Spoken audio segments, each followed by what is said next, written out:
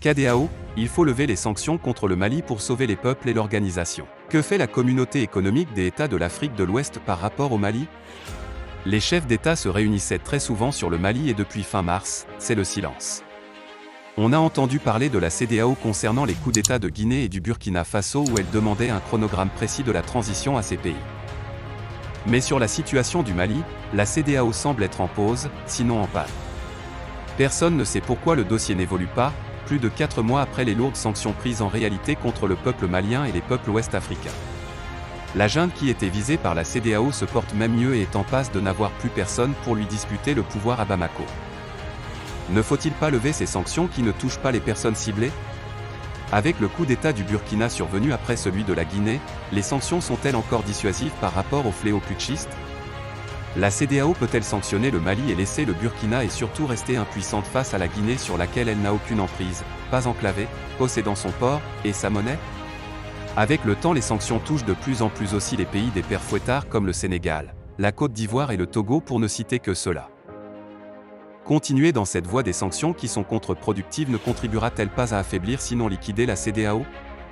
La CEDEAO a-t-elle pris conscience qu'avec la guerre Russie-Ukraine, les compétitions impérialistes sur le continent s'exacerbent? Faut-il laisser le Mali s'isoler et tomber comme une mangue-mûre dans les bras de la Russie, au lieu de préserver l'idéal panafricaniste qui est à la base de la création de la CEDEAO en levant les sanctions?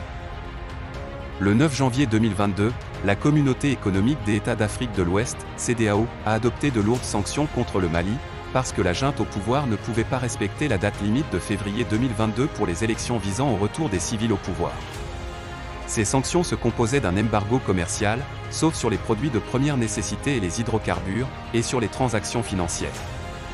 Le gros des sanctions porte sur le gel des comptes du Mali auprès de la Banque centrale des États de l'Afrique de l'Ouest qui coupe le Mali du reste du monde en lui enlevant la passerelle financière par laquelle il agissait.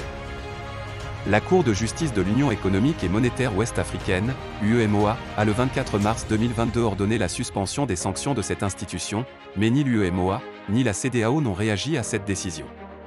Pourquoi une absence soudaine de proactivité de la CEDEAO alors qu'elle était à la manœuvre toute affaire cessante pour les sanctions? Macky Sall crache ses vérités sur l'ingérence des pays étrangers, à cause d'eux, il est difficile de.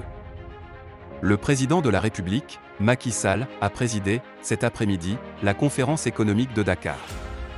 Dans son discours, il a révélé que les ingérences étrangères dans les foyers de tension en Afrique rendent souvent difficile la recherche de solutions. Selon le chef de l'État Macky Sall, ces foyers de tension sont entretenus par des facteurs exogènes à l'Afrique. Ce qui rend, dit-il, la recherche de solutions très difficile pour nous.